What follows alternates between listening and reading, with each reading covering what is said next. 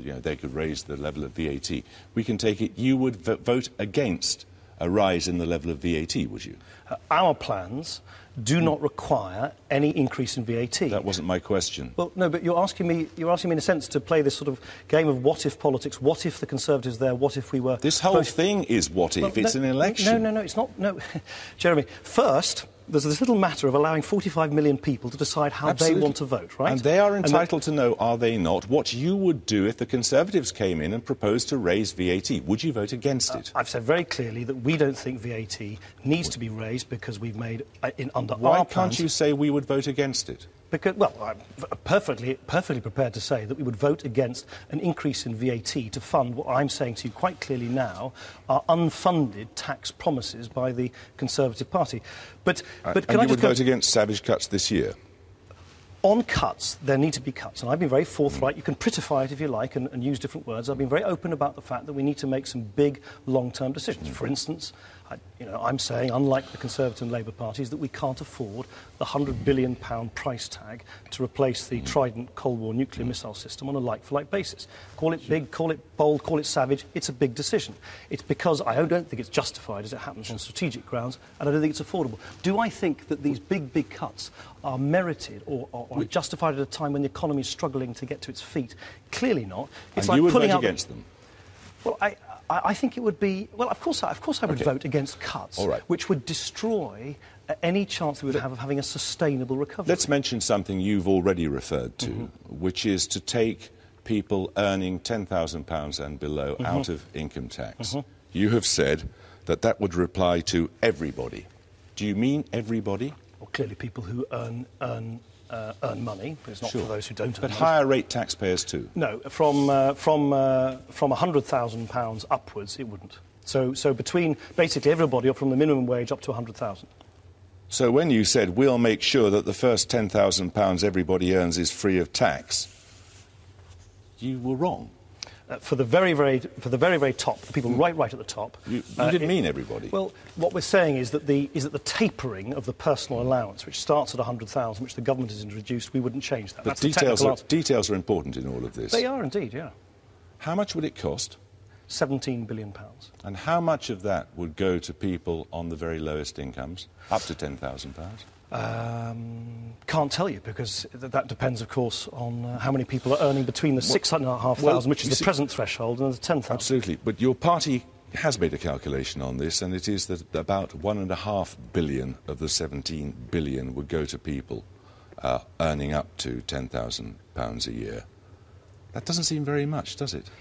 You think £1.5 billion is not very much? Well, out of 17 billion, it's a tiny proportion. Well, talk about making the best the enemy of the good. £1.5 billion for some of the poorest people in the country, and you're sniffing at that. I think that's a major redistribution. Your own calculation, someone who's earning £8,000 a year is £300 better off. Someone who's earning £50,000 a year is £700 better off. Jeremy, I don't know, with respect, what planet you're living on. If you don't think £300 for someone who's on £8,000 is not a big step forward, just imagine. The question is whether it's fair and whether it's sensible. Well, of course, it's fair to give more money. It's fair to give someone on £50,000 almost 3 times as much money as someone who's on a very small salary. It is fair to give everybody who is earning money a serious break so that they don't pay any income tax on the first £10,000 they earn. Of course, that is fair. Of course, it is. Of course, I think it is a good thing that there are £1.5 billion going extra to the people on the lowest pay. Do I apologise for the fact that someone on 18,000, on 20,000, on 25,000 will also benefit? No, of course I don't. Because I think people even in that income category, average incomes are now at about £24,000 in this country. They don't feel very wealthy at the moment. They don't feel very rich. They're paying a lot of very hefty fuel bills, petrol bills and so on, and that £700 back in their pockets would be a significant help to them. Let's look at the NHS. Yeah. Both the Tories and Labour promised to ring-fence spending on the NHS. You don't. Well, they're not ring-fencing. They're telling you they are. But they will explain their own policies. Well, can I explain yours? Yeah, I can explain to you why I won't use the word ring-fencing and why I think it's very unwise for anyone to. All parties agree, right, that the pay bill in the public sector will need to be constrained. All parties have policies, we have different policies, but all parties are broadly saying pay's got to be constrained. All parties agree that the public sector pension bill will need to be reduced. That is money which comes from all public services, so nobody in this debate is actually ring-fencing the NHS budget in its totality. What I'm saying is, the easy thing to do is to say, we all love the NHS, we're going to pour lots and lots of money into it. I want to judge the NHS not by how much money goes into it, but whether it provides maternity services, A&E services, GP services, which all of us and our families rely on. I think the way to do that is to save money where it's being wasted at the moment in the NHS. We've just heard recently 5,000 new managers employed in the NHS, and yet barely more than 2% increase in the number of nurses. We can't find a single Lib Dem MP who will countenance cuts in their local NHS services.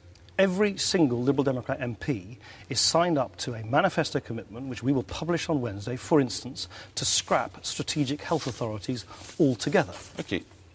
This here is the Liberal Democrat newspaper that's circulated in outer southwest London. You recognise this chap here, of course, your Treasury spokesman, Vince Cable, who argues the need for very serious cuts in public spending, who is part of a delegation which says, standing on the steps of number 10 there with his petition, we want to send a strong message to Gordon Brown that we will not allow the government to cut our NHS services. That's happening right across the country with your MPs. Jeremy, I think you need to draw a distinction. By the way, I'm not sure the viewers can see it, they're talking about Kingston Hospital. I know Kingston Hospital well because my third son was born there in the NHS at Kingston Hospital just over a year ago. And so you also don't want any cuts there? Jeremy, something has gone seriously wrong when we're employing 5,000 new managers in the NHS over the last year, and a maternity ward, which I saw for myself, which is under enormous demand, is threatened with closure. Something is wrong. So you ring-fence Kingston Hospital but not others? Jeremy, I'm not going to ring-fence bureaucrats and managers. We now have more managers and bureaucrats in the NHS than we have hospital beds. We're spending... So are you with this campaign or not? Absolutely. I think the only way... And you're with every other Lib Dem campaign to keep local services going, are you? Jeremy, everybody knows that there's a world of difference between protecting maternity services, A&E departments, GP services, and the huge amount of money that is being wasted on bureaucracy, administration, £12 billion on a computer system that doesn't work. So what I say is, if you want to protect the NHS you rely on in your own area, the way to do it is to really, really cut back on the waste of spending in other parts of the NHS. One more example. There are now hundreds of senior managers in the NHS who earn more than the Prime Minister. That's a crazy waste of money. I don't think anyone in the NHS, particularly administrators, should be earning more than the Prime Minister when they're threatening maternity wards, this one, by the way, I know very well, with closure. It's the wrong set of priorities. We would introduce new ones. Let's look at another of your policies, which you again say is aimed at reducing inequality, and this is the pupil premium. Yeah. This is a policy by which schools would be paid an extra premium on account of the number of very poor children they have attending. They're children entitled to free school meals. Do you know what that would bring in a school, for example, in Hackney, East London? It would bring in, proportionally to the amount of money they're presently receiving, less actually than other schools, because schools in Hackney have received a significant amount of money. If and you in go some places, like Tower Hamlets, it would bring in nothing at all. No, that's not true. In Hackney, it would bring in... I know other Labour... Hackney, the figure's 50 quid in Hackney. No, actually, our calculations are that for those million children from the poorest backgrounds in Britain, it would represent £2,500 additional spending for those children. That's an average figure across the country. It is, and what the point you're making is that in some parts of the country, and Hackney is a very good example, the government has spent a lot of money recently, and some of those schools have done very well. The problem, of course, is that if you go to other schools, let's say my city of Sheffield, where schools have not received that kind of same treatment as schools have done in Hackney, they're crying out for extra support for their children. The argument is that in a place like Hackney, which has a great number of deprived children, about a third of the children going to school there, the figure is very, very, very much smaller than it would be in some other areas. For example, it's £50 in Hackney, and it's £3,060 in Shropshire. Yeah, what you've done, which your researchers have cleverly found out, is the one part of the country where a lot of money has gone in from the Labour